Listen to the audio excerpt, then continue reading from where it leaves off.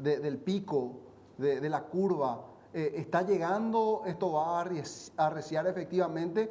¿O se tomarán medidas para evitar que esto ocurra, doctor Diva, además de lo que ya se está implementando?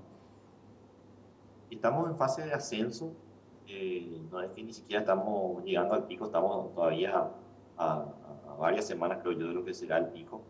Entonces, estamos en fase de ascenso eh, cuando obviamente cuando el aumento de casos sature prácticamente el sistema, tenemos las herramientas para poder mitigar ese daño, ¿verdad? Porque el daño ya está hecho, sino tratar de reducirlo, más allá de las cuarentenas, de las diferentes fases que se pueden volver a aplicar, retroceder.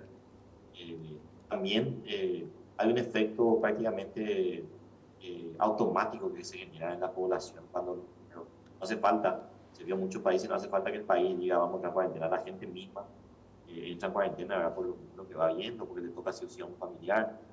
Eh, por ejemplo, lo que pasó en estos últimos días, ¿verdad? Tener niños fallezcan, ¿verdad? Tiene un impacto en la población, tiene un impacto, lastimosamente el miedo es una herramienta que a veces es útil, ¿verdad? Y afecta, ¿verdad? Afecta, a la gente se cuida más, es un mensaje mucho más fuerte. Bueno, estamos entrando en una fase que va a ser una de las próximas semanas. Doctor, dice usted una fase que llevaría semanas, una fase de ascenso que todavía no es el pico, según las estimaciones y cómo van creciendo los números. ¿De cuánto tiempo más podríamos hablar de este crecimiento de números? Es muy difícil saber de eso, o sea, muy difícil saber. Solamente cuando dejen de aumentar los casos vamos a darnos cuenta de que habíamos superado el pico, ¿no? Y aún así puede volver a aumentar una semana después, como le pasó a Brasil, como le pasó a Estados Unidos, ¿no? Llegaron a un pico, todo descenso, una semana de descenso, descenso, y luego vuelve a subir inclusive más grande. Eh, es muy difícil saber, es muy difícil saber.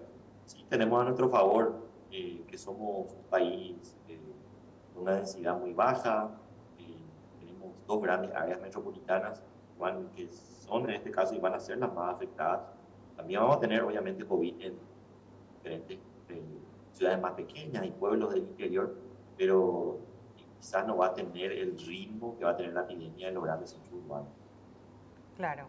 Doctor, decía usted, la enfermedad está empezando a golpear a los niños, pero nos llama la atención que en el reporte oficial del Ministerio de Salud se hace la observación de que son enfermedades, fallecimientos asociados al COVID y no se los cuenta dentro de la estadística. ¿Se podría decir que estos niños no fallecieron de COVID? Es toda una discusión hasta desde el punto de vista académico, ¿verdad? La enfermedad, el síndrome inflamatorio multisistémico es una enfermedad muy parecida a como se ve en otros fenómenos, como el caso de Kawasaki, por eso de un principio se le llamaba enfermedad similar a Kawasaki o Kawasaki-like. Después se vio que tiene una cierta particularidad y se le fue cambiando el nombre a este más complejo síndrome inflamatorio multisistémico. En el caso de Kawasaki, que también nos genera algunos virus, o por ejemplo uno más conocido, el famoso síndrome de Guillain-Barré. Son síndromes de una reacción hiperinmune que genera el cuerpo y que afecta a algunos órganos, algunos más específicos que otros, dependiendo de la patología. Pero en ninguno de los casos la mortalidad de Guillain-Barré, por ejemplo, nunca se relaciona con la causa ¿cómo voy a decir? Si falleció por Guillain-Barré, yo no digo, no, no, fue la bacteria Campylobacter, fue la bacteria la que le mató, no fue Guillain-Barré. Entonces esa misma lógica se utiliza en lo del síndrome inflamatorio multisistémico. Nosotros creo que por convención interna, ¿verdad? Si es por recomendaciones internacionales, no deberíamos de contar la mortalidad por COVID, pero por una convención interna probablemente vamos más por una política de comunicacional, porque vemos que esta explicación es muy compleja y estimula a pensar de que por ahí queremos ocultar a un fallecido o no contar, ¿verdad? Vamos a contar, no, no hay problema, vamos a ponerlo dentro pero sí vamos a hacer un conteo paralelo de Claro. este tipo de casos, a tener un equipo de investigación propio y bueno, vamos a ver también cómo se desarrollan estos casos en nuestro país.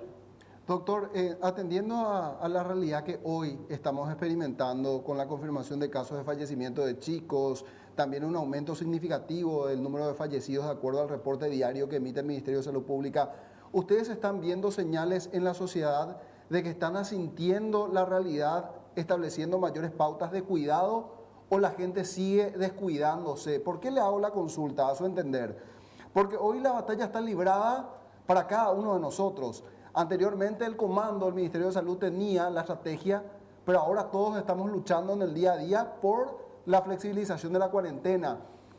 ¿Usted cree que se está tomando los recaudos a nivel ciudadanía y que lo que está sucediendo ahora es el reflejo de descuidos anteriores, o todavía no está calzando en la mente del ciudadano el riesgo que supone este virus?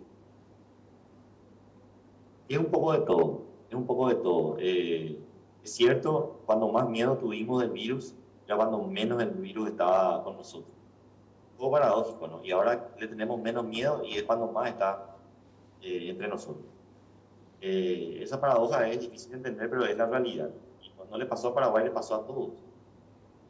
Que tiene que ver un poco también, en algún momento todo lo que ocurría era fuera de nuestro país, veíamos cómo ocurría, inclusive en países vecinos, como Brasil, ¿verdad?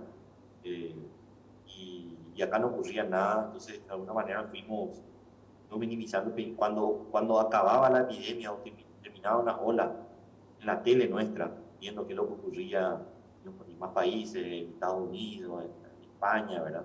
Vemos que la ola está disminuyendo, creemos que también el riesgo nuestro está disminuyendo, ¿verdad? Porque vivimos también viendo las pantallas, vivimos la información externa. En realidad acá recién está empezando, y eso es algo que tenemos que entender. Acá está empezando y es ahora cuando más tenemos que cuidarnos, ¿verdad? Es también desde el punto de vista comunicacional, el Ministerio de Salud y es competente en esta área, ¿verdad? No sé si decir, nos deberían ayudar también en este mensaje, que tiene que ser diferente también, ¿verdad? El mensaje hoy es aprender a salir, porque no podemos estar encerrados eternamente. Para la segunda ni para la primera ni para la segunda ola, el encierro no es soluciona, es muy útil, pero también genera sus problemas que pueden ser más graves. Entonces, acá el mensaje es: tenemos que aprender a salir, tenemos que aprender a ver un clásico, así como vimos este fin de semana, tenemos que aprender a juntarnos. Si nos vamos a juntar a hacer un asado, bueno, ¿cómo se hace eso? Las ollas populares están ahora, va a ser toda una institución, bueno, que siempre lo fue. Bueno, ¿cómo hacemos las ollas populares para contagiarnos menos? El riesgo nulo o cero no existe, pero sí podemos reducirlo, sí podemos minimizarlo, y yo creo que de eso se trata el mensaje hoy. Doctor, una consulta con respecto al nuevo protocolo que se tiene para el caso de los nexos asociados positivos, digamos, porque lo que comentaba el ministro de Salud es que si una persona da positivo y tiene un nexo inmediato, por decantación todos tienen positivo y deben guardar el reposo. ¿Cómo se puede comprobar que realmente tuvieron la enfermedad y pasan a ser recuperados? Por ejemplo, si quisieran donar plasma, o si en algún momento se decide aplicar la metodología de que los recuperados pueden pasar a hacer una vida un poco más normal, tener acceso a actividades diferenciadas. ¿Cómo se podría aplicar ese protocolo, doctor? Bueno, ese protocolo es un protocolo que usan prácticamente todos los países, ¿verdad? Nosotros nos animamos a cambiar ahora, ¿cierto? Por una cuestión logística también. Somos conscientes que nuestra capacidad de test no da para hacerle a todos los contactos. Tenemos que priorizar, ahí, dependiendo mucho del área y dependiendo mucho de la fase de la epidemia. Sí. Hacía tiempo ya que Argentina, Uruguay mismo, en reuniones con mis pares, me decían: ¿ustedes por qué les hacen a los contactos el test? Y nosotros creíamos que podíamos seguir así. Y llegó el momento en que no, y queremos guardar para los casos que realmente son importantes. Cuanto a tu pregunta, ¿cómo,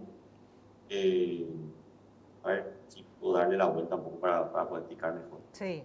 ¿Cómo asegurarnos de que esa persona tuvo? Está recuperada.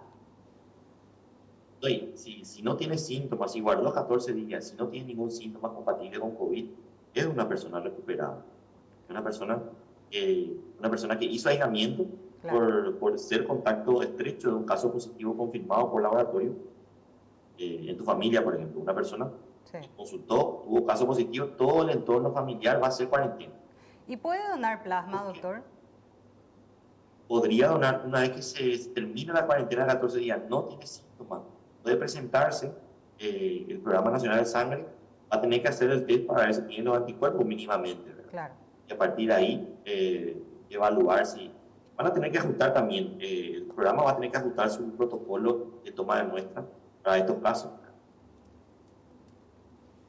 Bien, doctor, muchas gracias. Quisiéramos ahondar un poco más, pero debemos liberarlo. Así es que gracias por la aclaración. Decía usted, estamos a semanas, entonces nos preguntamos qué nos queda en septiembre, doctor. No sé, septiembre va a ser un aumento, vamos a tener un aumento de casos y probablemente octubre también, o sea, esto va para ir aumentando. Y ya que el aumento sea lento, recuerden, Chile llegó a aumentar, a duplicar el número de casos cada 3 y 4 días. Perú, cada 3 y 4 días era el aumento y duplicación de casos, 10 días, 7 días.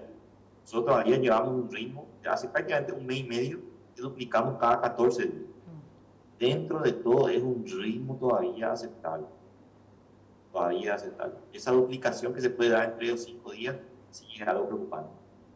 Bien, doctor, muchas gracias por su tiempo y también estos datos. Dale, hasta luego, a la hora. El doctor Guillermo Sequera, director de Vigilancia de la Salud, hablando y diciéndonos que estamos entrando en una fase difícil.